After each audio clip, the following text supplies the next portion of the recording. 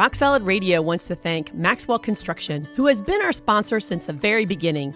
For over 30 years, Maxwell has delivered the highest quality projects by holding to their core values of customer satisfaction, positive attitude, respect, and excellence. So if you have any kind of commercial construction need, give Maxwell Construction a call today at 812-537-2200.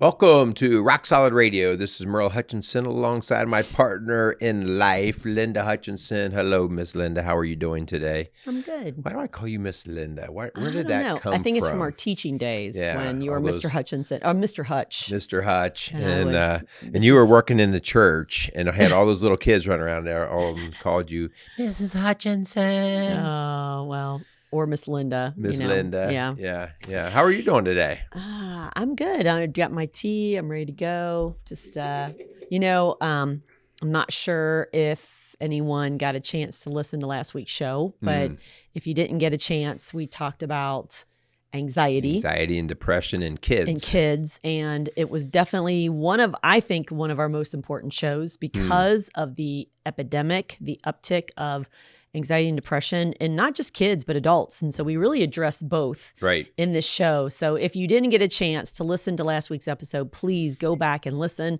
or share it with someone who may be benefited from it. I think it was really an important one. Yeah.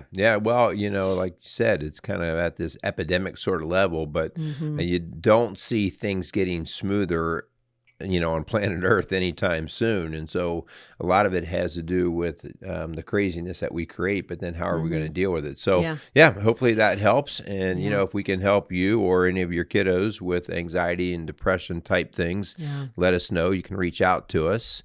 We'll get into our website and all that in a second, but I got a question for you. What? Were you a catty little girl? What do you mean catty? Catty. Yeah, little cliques, like elementary school, early high school. Did you have secrets and little cliques? I can't tell you. It's a secret. Yeah. There you go. That answered that question, didn't it, guys? Well, it actually goes perfect with our topic. Well, I was today. trying to prompt you, and you shut me down, but you walked right into it. So it's a secret, huh? Yeah, and I wanted to, finally you let me have the title of this show today. Oh, as if I always give titles, and then he totally decides, no, I don't like that one. So this one I'm hoping becomes You're Only as Sick as Your Secrets, because that is a line that I use all the time in our office about when we hold on to these secrets, when we keep from people and we're not transparent and honest, how that breaks down the relationship, but also builds up the anxiety and the fears in you, the secret keeper. And so we're going to talk about that. When is it ever right to keep a secret? And what does that look like? Yeah, well, and sometimes I think we minimize secrets because we don't know how it's going to work out. But we're also going to talk a little bit, too, about the difference between a lie and a secret. Yeah. Because there's a big difference there. Yeah. And when we start to cloud the water with lies or secrets, then, we can start to create a lot of reasons for what we do. So we're going to get into all of that. Before we do, let's thank our sponsors, and then we'll kind of break that out. So Rock Solid Families Rock Solid Radio would like to thank Casey's Outdoor Solutions and Maxwell Construction for sponsoring the Rock Solid Radio show.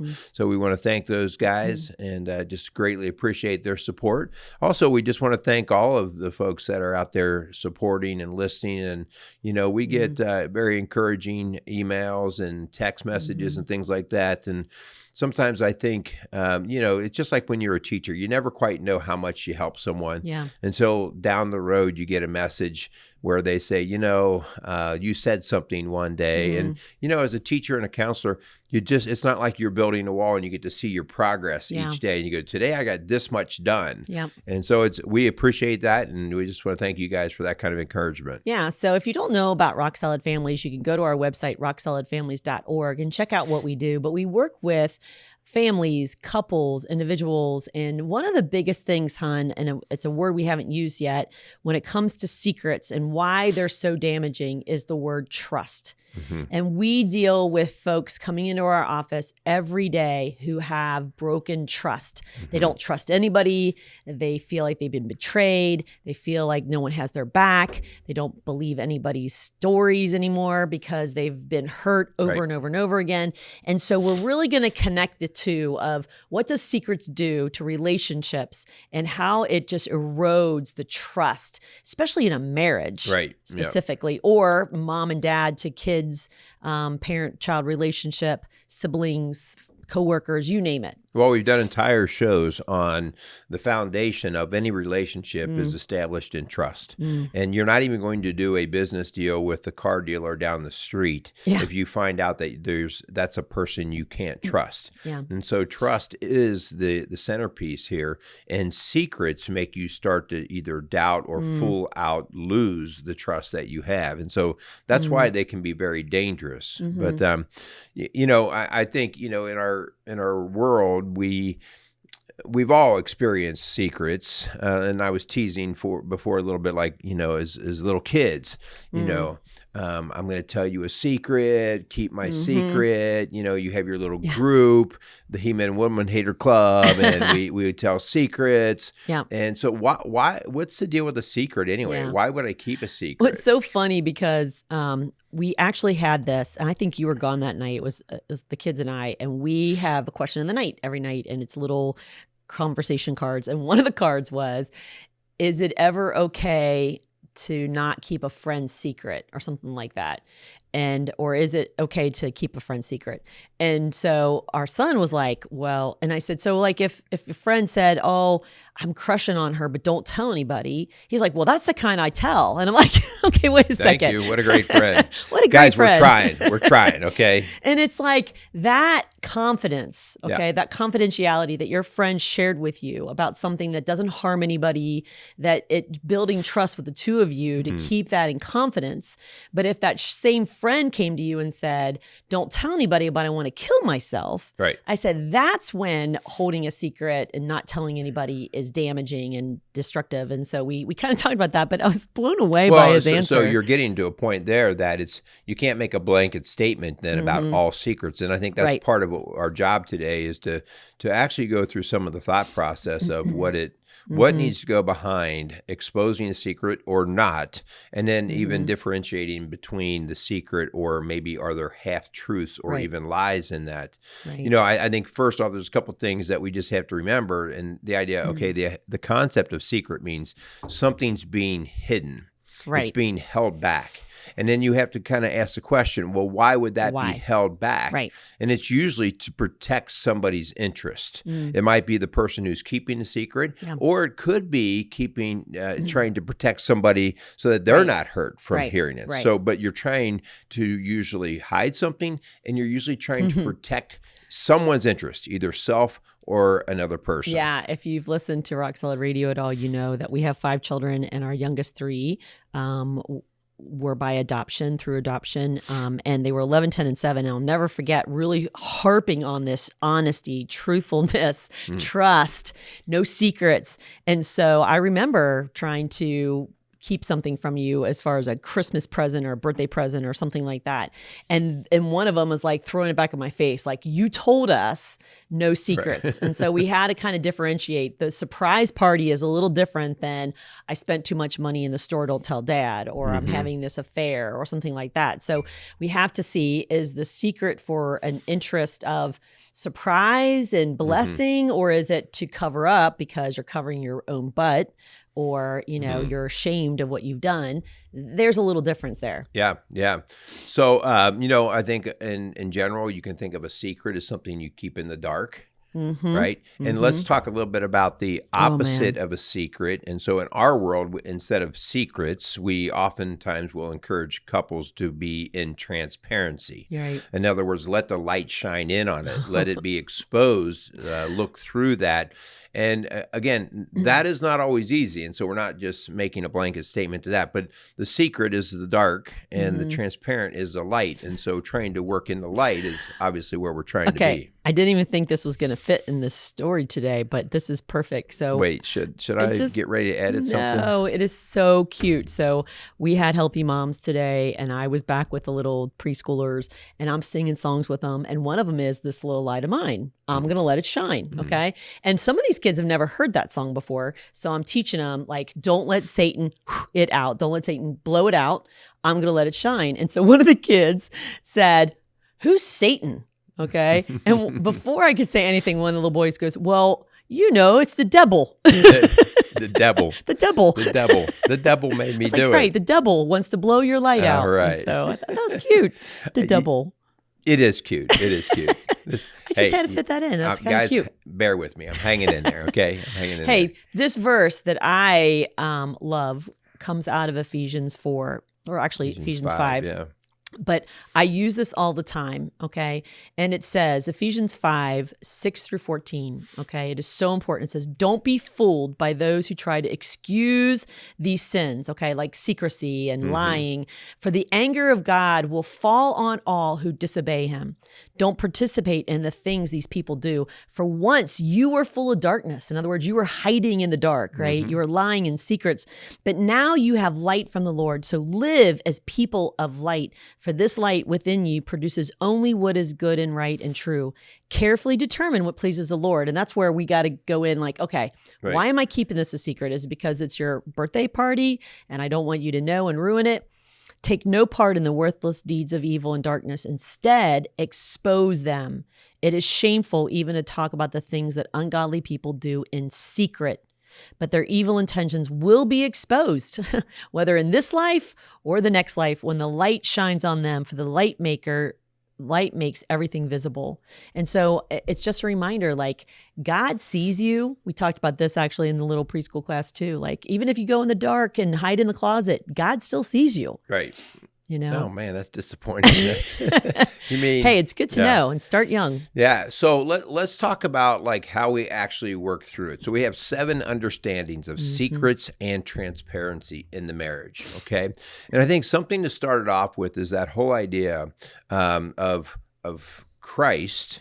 And we've talked about this many times. Christ is the bride. Groom and the church, or us, we are the bride. And so the idea of, he makes a statement that we are no longer servants, but he calls us friends. And he shares everything with us. He shares everything. And so in the marriage, we're thinking that way, like everything is shared. Okay. Everything is shared.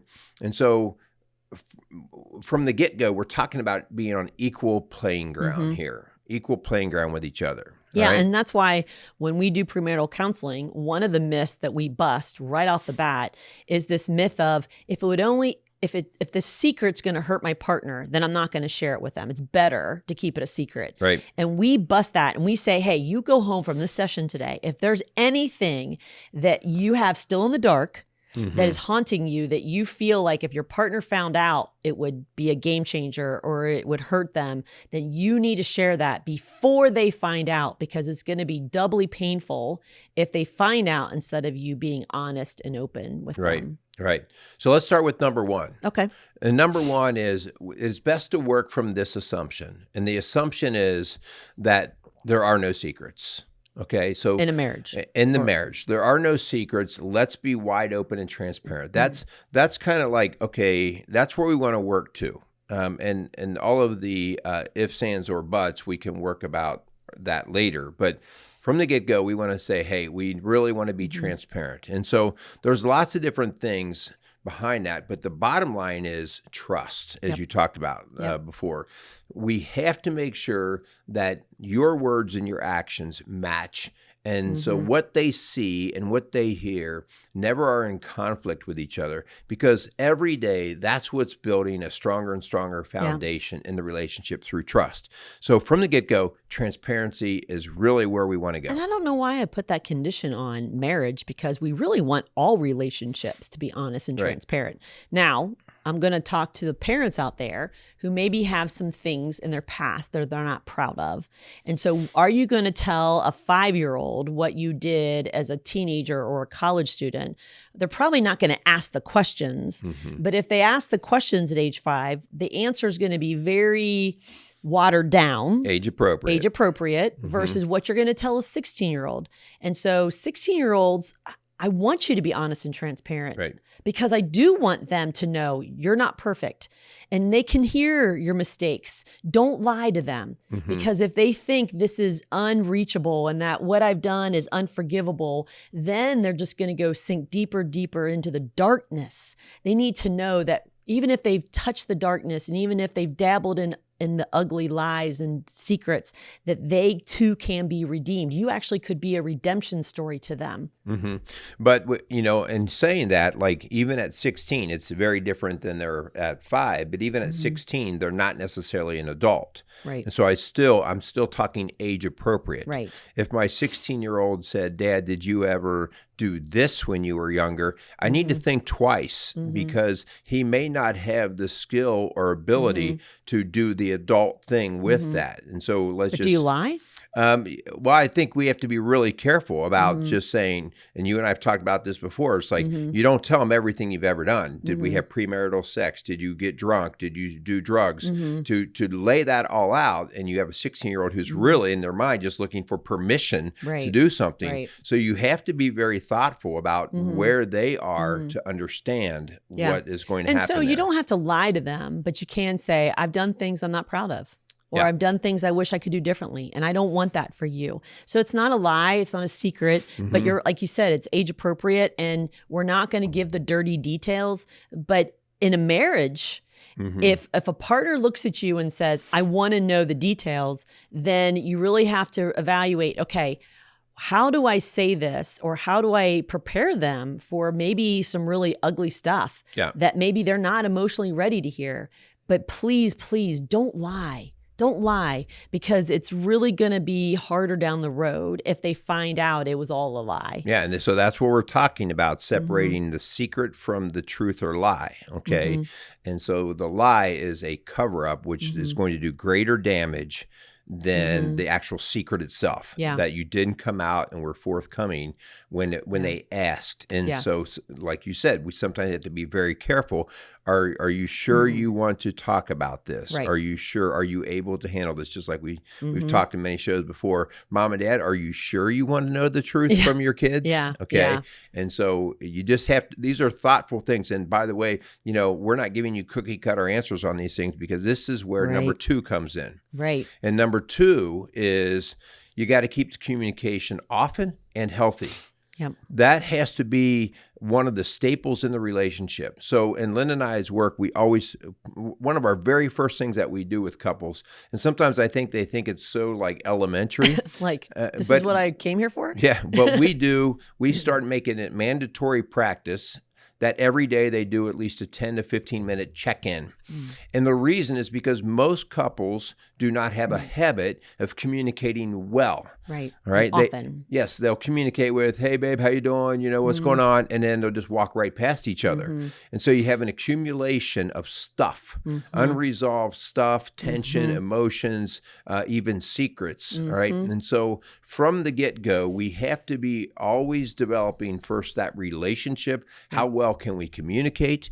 And listen, even us who do this for a living, I'm an avoider by nature. I'm going to avoid some of those tougher conversations. And so I have to kind of double down, and Linda has to sometimes pick up on that, there's something going on with me, and we have to be willing to sit down and go, all right, listen, here's kind of what's going on. I had a perfect example of that years ago.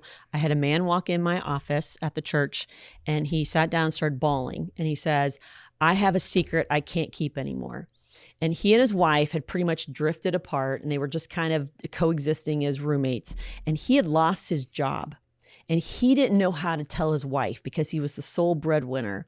And so he literally for 2 weeks had been going to McDonald's every day and sitting there from 8 to 5 because he didn't know how to tell his wife Right. he had lost his job.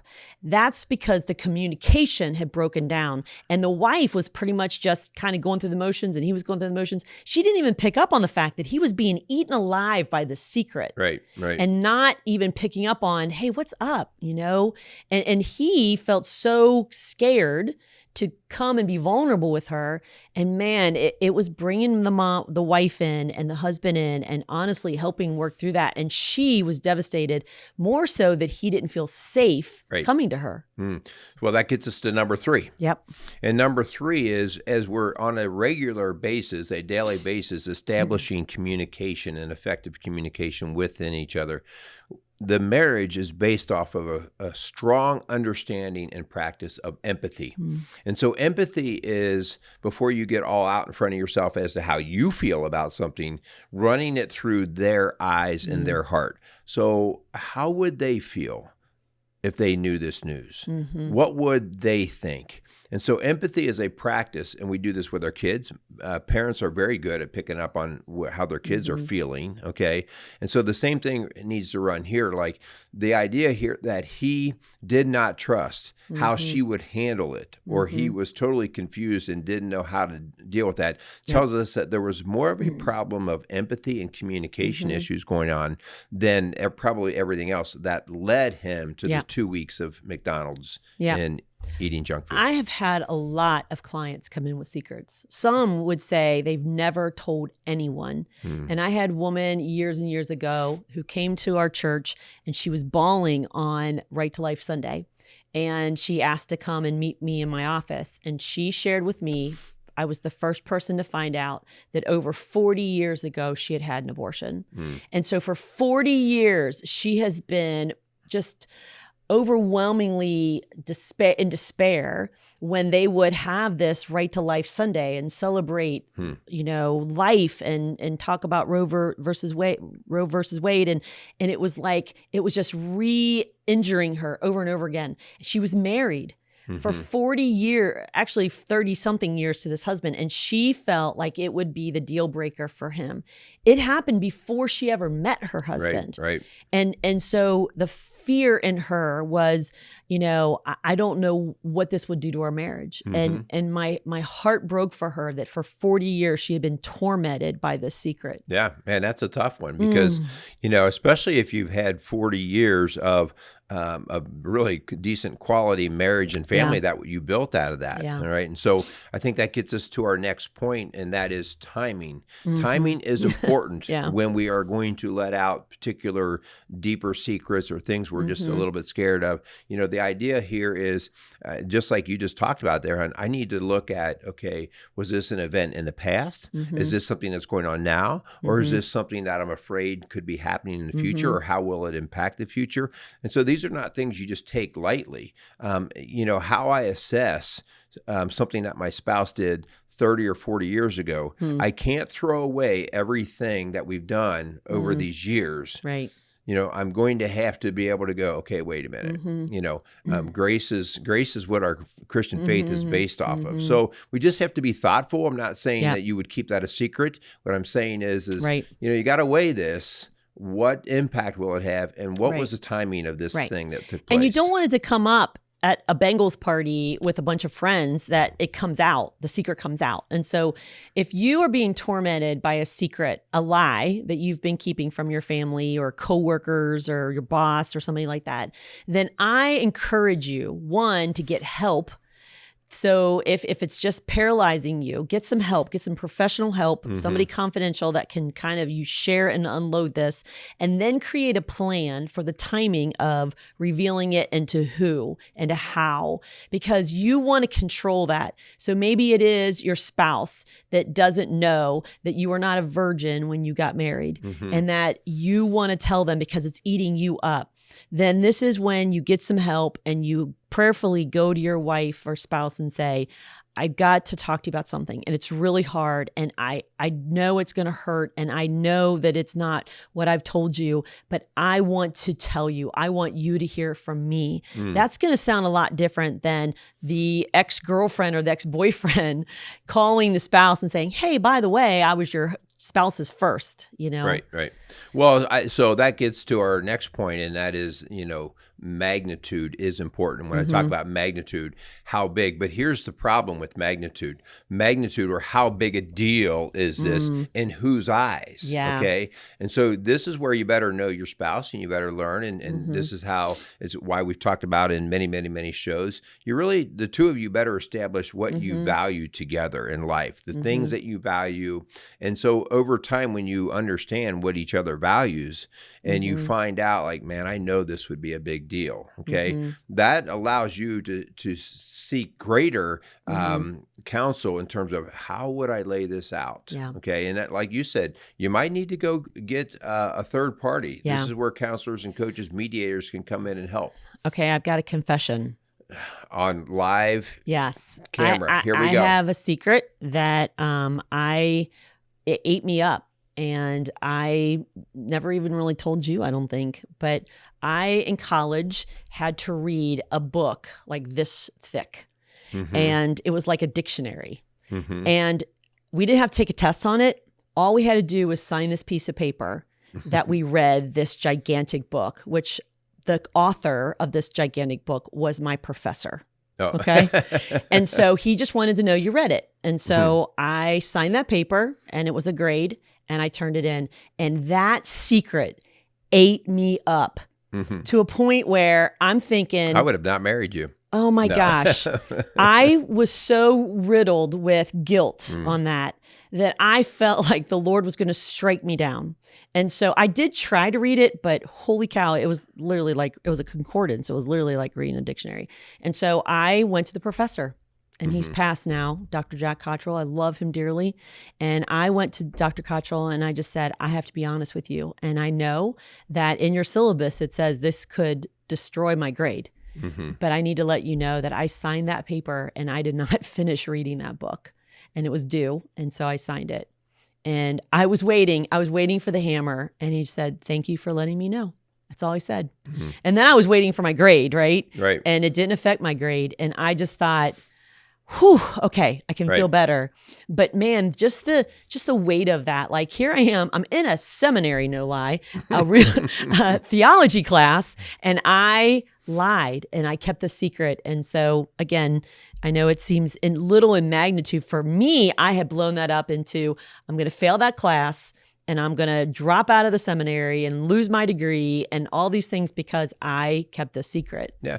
Well, I mean, this is why we have to be careful about whether that's a big deal or not, because, somebody guilty like me goes, oh, I've done that a few times. Okay. And I'm ready to give a pass, but somebody who is more particular and has higher integrity in those issues might really be struck by that. Yeah. And so I think, forgive me if it does. Well, but again, I mean, it's just that same way of how people handle things differently. And especially when we're in our marriage, you've established between the two of you what you value, all right? And, it could be very different if you and I had determined a certain value and you blew that value away by something that you did, okay? And so that's why it's very difficult. Do not project your value system on somebody's secret. You keep that within the relationship. Well, what do the two of them have that they're trying to protect? So I think that's a great thing. And I'm not going to tell any of my secrets because that would get even weirder. Well, it made me think of that because Dr. Cottrell is, passed recently and, he was a great man, but whew, that was an intense one. So yeah. But these are just the kinds of things that I think they require the conversation and knowing people and not making the assumption that it's not a big deal or it is a big deal. Okay. Yeah. Number 6, and I think that you kind of alluded to this at the beginning, hon, because I think this is so important in so many different aspects of our relationships, not just marriage, but out of the marriage as well. And that is to assess the intentions of people. Because intentions, like, first off, get off your holy throne and think that you're perfect when you see somebody make a mistake. I say this often, like, seldom do I ever come into contact with somebody who has an intention to do something bad and evil. But it is because a circumstance comes about that all of a sudden they don't know how to handle. There's anxiety, there's confusion, and they make in their mind a split second call on it.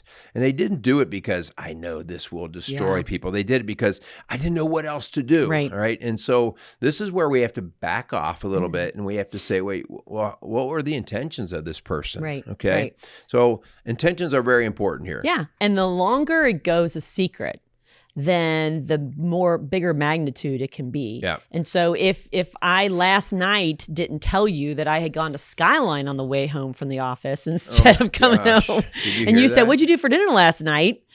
Then, all of a sudden I was like, I cooked some, grilled cheese. And then I felt this like, okay, I lied. I really went to Skyline. And somebody's going to tell Merrill that they saw me at Skyline. So if you're not from our area, then you don't understand what Skyline is, but it's probably it's the Cincinnati area. Yeah. And it's the only thing in town. Go to cheap food. It's the only thing in St. Leon. But my point is that I caught myself realizing that, okay, that was wrong. That was a lie. And I don't want to keep that a secret. That's silly. And so I'm going to say, hey, last night you asked me about what I did for dinner. And to be honest, I went to Skyline, and that was wrong of me to say. And so it really just kind of like takes the wind out of the sail. Well, brings the light into the darkness. If I ask, that's when you do reveal the secret and don't replace it with another lie. With a lie. Right. And so this is where we get into problems, or even what we'll get into the washed down truth. Well, I just did this, and this is not nearly as bad as that. Right. So it's the lie of admission and the lie of omission. Yeah. Right? And so we just have to be careful, not substituting lies for secrets. Right. Yeah. And so trust and grace must go hand in hand if we're going to restore broken secrets. And so, again, my grandfather used to say that the ground is level at the foot of the cross, that none of us deserve heaven, salvation, forgiveness, but he has given it to us all. And so if he's given it to us all, then we're called to do that. Now, again, it's different than trust. Trust takes two.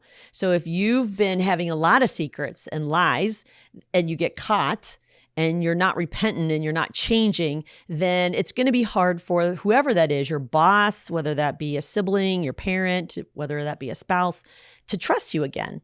And they shouldn't. Right. That's different than grace, okay? But if they keep crucifying you over that mistake you made and that secret you kept, then that's different. Trust and grace got to go hand in hand. Yeah, the seventh point of us building trust and grace is important. And we always talk about the idea of we have to build trust before we start extending grace. If you just extend grace and the person's not doing anything to build the trust, then we're naive, right? And we're being ignorant, right? But when we see the person that is actually doing the work to say, I really think this relationship is important, and if you need me to start doing these things, then I want to show you, not tell you, I want to show you that I'm willing to do them. And when you see the heart of that person starts to show you that they want to build this trust, then if you hold back the grace, if you hold back like, no, you haven't done enough yet, then you better think twice, because is that what we want Christ to do to us? So grace and trust are both important. Is the bottom line, is that, we do need to work on rebuilding trust, but that does take two.